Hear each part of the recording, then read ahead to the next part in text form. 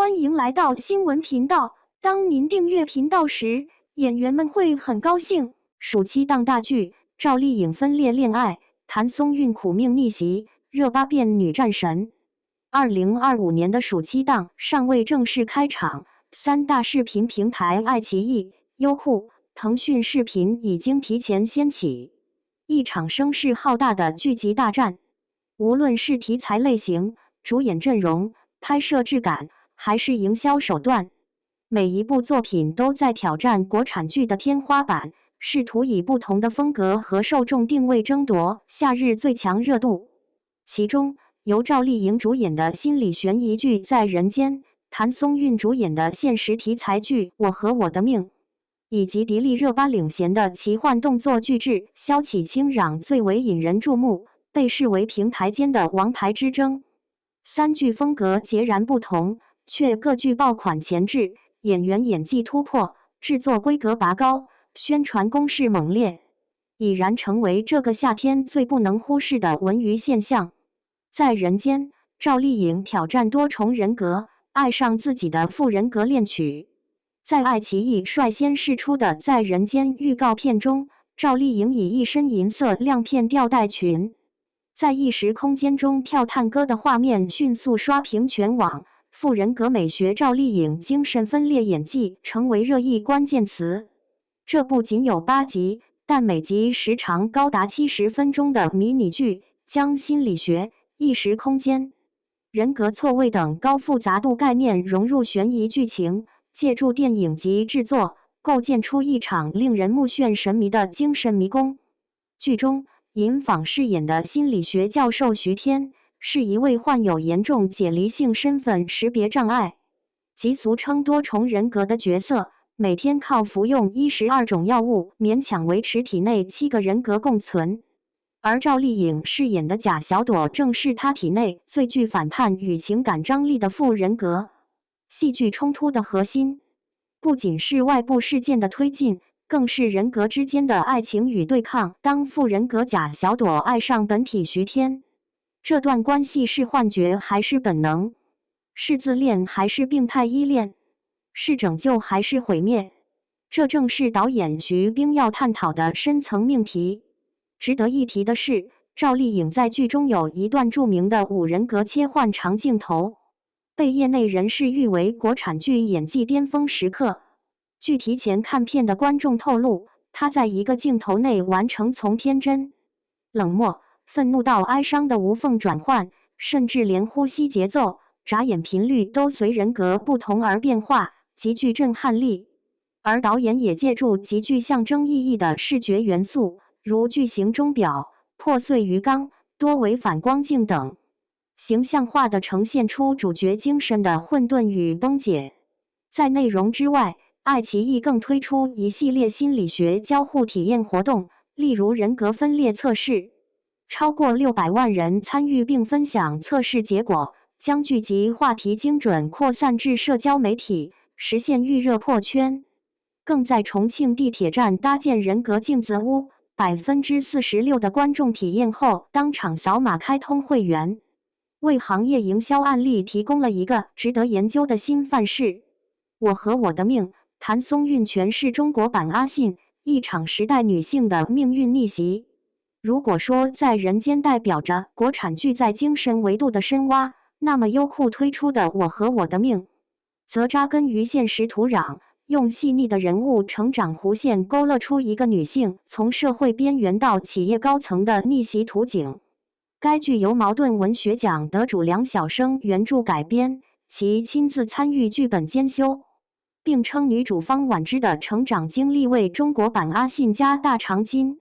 谭松韵凭借细腻真实的表演，完成了这个跨度近30年的角色。从被遗弃的女婴，在砖厂扛水泥的少女，到在市场经济初期抓住风口，成为集团女 CEO， 她的每一次转变都在社会大潮中充满挣扎与疼痛。为了贴近角色，谭松韵在贵州拍摄3个月内减重14斤，有一场在冰雪中寻找亲生父母的戏份，更是光脚奔跑，连续磨破3双棉鞋，敬业程度令人敬佩。另一大看点则是她与高志廷饰演的暖男闺蜜高翔之间的深情线。这个角色温柔体贴，却从不越界。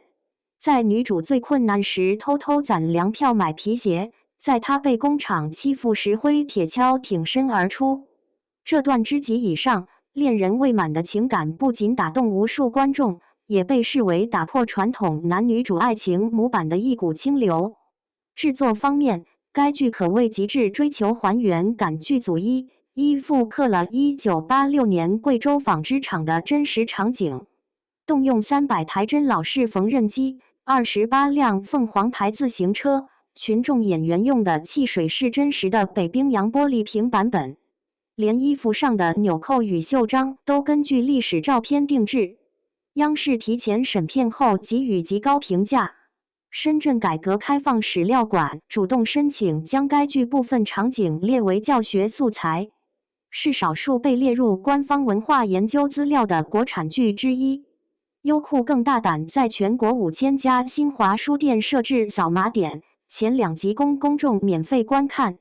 实现读者到观众的无缝转化。其书店联动策略也成为影视行业与文化产业深度融合的成功范例。萧启清嚷，热巴化身斩妖女战神，奇幻巨制挑战国产特效天花板。在腾讯视频即将上线的萧启清嚷中，观众将进入一个充满山海奇兽与东方神话元素的幻想世界。这部剧以中国古籍《山海经》为背景，将现代与上古传说融合，讲述一个身怀绝技的女猎人如何面对怪兽与人性双重考验的故事。迪丽热巴饰演的女主角聂九罗是白天在博物馆担任雕塑师，夜晚则持祖传苗刀猎杀妖兽的风刀猎人。为此角色，她进行为期4个月的高强度武术训练，每天挥刀600次，手臂肌肉线条明显增强。其角色不仅动作凌厉，台词功底也备受赞誉。预告片中，他一句“我这把刀斩过99个的枭，你是第100个”，被表演系教授列入台词教学案例。B 站翻拍该段视频的 UP 主已超2.6万人，最热门版本播放量突破800万。陈星旭则在剧中饰演双面角色，严拓表面是穿西装的富家公子，实则是背负血仇的妖兽猎人。其浴室搏斗片段曝光后，因腹肌滴水的画面瞬间冲上热搜，堪称流量与实力双收。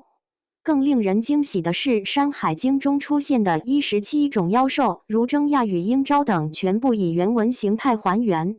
由河神原班特效团队打造。其中争一角的火焰特效耗资高达280万，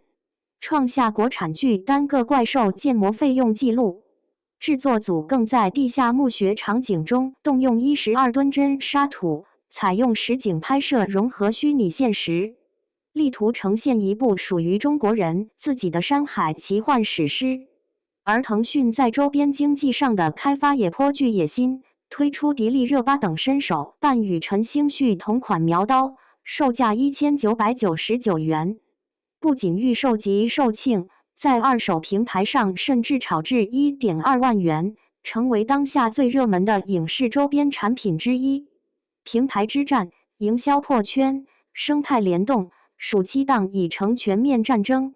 这3部剧不仅在内容层面全面卷入创作高地，在平台营销和产业布局方面更是花样百出，各显神通。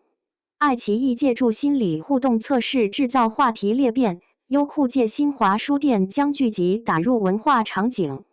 腾讯则依托 IP 周边拓展影视产品生态，从线下实物到虚拟互动，层层推进。在会员数据方面，优酷会员卡一度卖断货，同比新增用户暴涨230%。腾讯视频商城因周边抢购多次系统瘫痪，程序员深夜扩容边吐槽卖刀比卖剧还猛。爱奇艺更是在重庆地铁体验馆中达成46%的会员转化率。这场暑期档心理营销战早已超出传统意义上的剧集播出竞争。当赵丽颖在意识深处爱上自己，谭松韵在命运长河中逆流而上，迪丽热巴则在斩妖征途上挥刀成神。这个暑期档，3种叙事维度共同开启了国产剧的多元革新。它们不只是娱乐产品，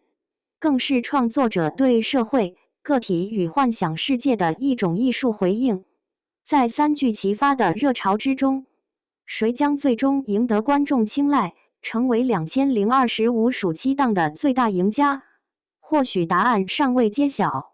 但可以肯定的是，这个夏天注定不平凡。